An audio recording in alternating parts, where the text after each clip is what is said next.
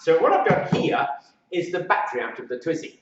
It's quite a beast. It weighs about 100 kilos. It's 6 kilowatt hours, 48 volts, and you'll notice gloves.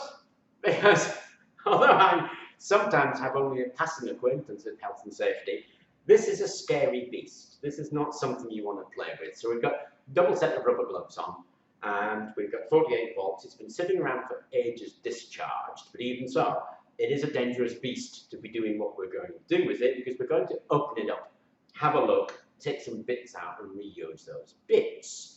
So I get asked a lot if we're still working on the Twizy, and the answer is yes, we're still working on the Twizy. Then when I say that, people often come back and say, well, why is it taking you so long? It takes so long because we obviously do this by the money we raise, so we don't do donations or ask for handouts or anything like that. We really like to sell stuff and do stuff in a positive kind of way, which is why you've been seeing quite a lot of videos about pointing you to the shop with ideas and things that we can sell on the shop, because we're in a money raising phase. So we're raising some money and that slows us down. But when we can work on it, we work on it. And what I'm going to do really is take the battery apart, have a look and work on the BMS for a while. Now I'm following something called DexterBG, which is a GitHub resource, and I will put a link in the description actually, so you can follow that through if you like. And he points out all of the control electronics that you're going to need and provides some Arduino programming to help create a virtual BMS to be able to control any custom battery when you want to put in the Twizy, and that's really quite awesome. It doesn't use that much actually. There is a Arduino-based board called the A-Star Prime, which is the one I selected because I'm going for the basic BMS. Then that links to a CAN bus shield, and then basically a relay shield to be able to flip the relays up and on. And then there's an extension board for the monitors. So really simple stuff. But as I say, it's all available on DexterBG. I'll put a link. But you're also supposed to buy all the connectors, and this is obviously chock full of connectors, and I want the connectors and other bits out of it, which means I need to take it to pieces, have a look at what's inside it.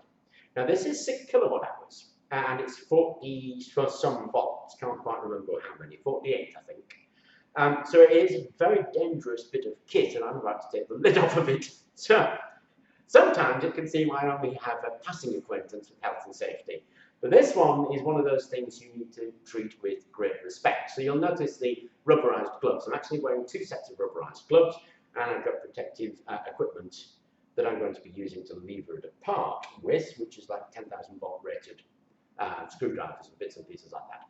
But you do have to be serious, and you really shouldn't be taking the top off of this thing if you don't really know what you're doing. I'm not implying that I really know what I'm doing. I can't say that I do. I'm giving it a go for you, and we'll see what happens.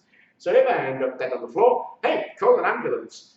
But we're going to take this off. Now this thing weighs 100 kilos, so it's quite a hefty beast. And the top is held on by a lot of M8 bots running around. There's about 1 million of them. Now I've undone the M8 bots and clearly kept them, and they just go in there, and that seems to hold the top cover on. There we go, that's exactly what it does. And I've kept them in that cup there. So let's take that off. There we go. Ooh, that was exciting. Wow, isn't that good? That is the inside of the actual battery itself. So that looks like cells to me. And then we've got a whole bunch of control electronics here. Now, I would spin it round, but really it weighs 100 kilos, so it's kind of difficult to do that. But I can see that there's a support frame here, and I did look in the Renault book, and all of the relays that I need are actually on that support frame. But it looks to me like here we've got the bus bar, so it looks like positive and negative bus bar actually. Very interesting. Okay, so I'm going to take that to bits some more, and we'll see what we get. These are the batteries, and there's 1, 2, 3, 4, 2, 3, 4, 5, 6, 7 of them, so 7 batteries in there. They're held firmly here. They look like they run the length there. This is the power electronics, and I think here we've got control electronics. We have a sensor yoke going all the way down here that I can see connected to each battery pack. Got a little push tab at the top of the white, there's a little push clip right there. If I push that in, those sensors come straight out.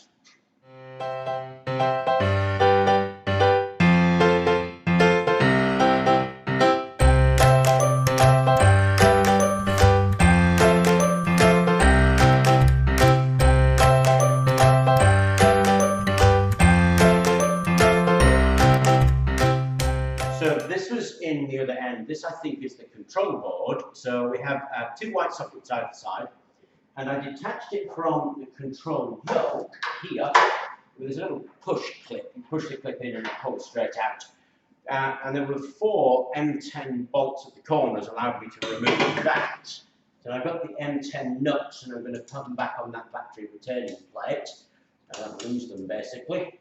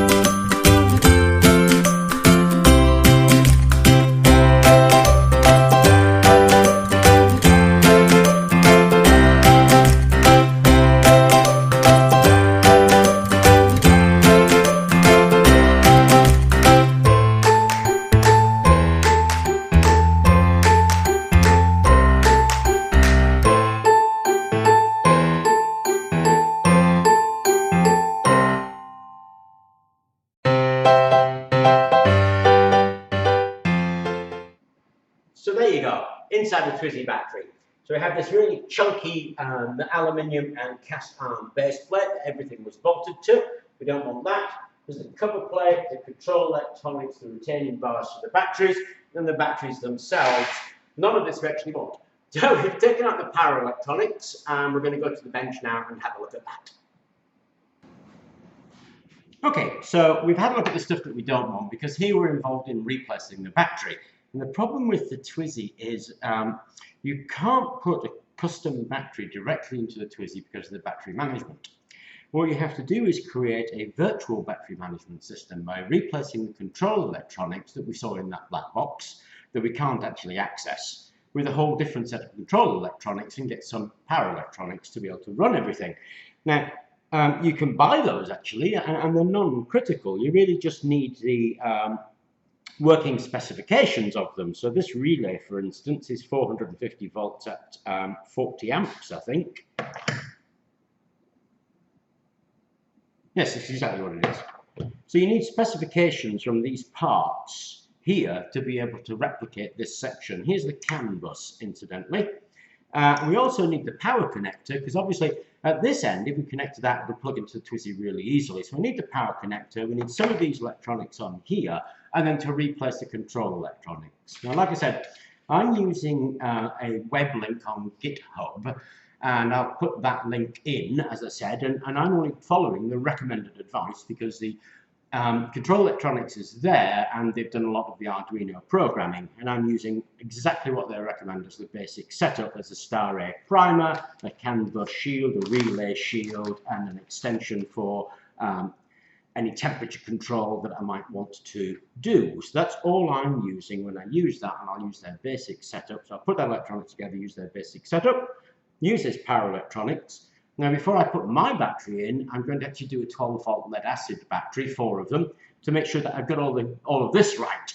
Because if I put it together and it doesn't work, I won't know where I've gone wrong. So I'm going to put all of this together with some standard batteries, make sure that works, and then I'm going to put it with our batteries after I've done that, so that we get a working device pretty much as soon as we can. Anyway, I thought I'd keep you up to date with that and show you what was inside a Twizy battery. I hope it was of interest, and thank you very much for watching.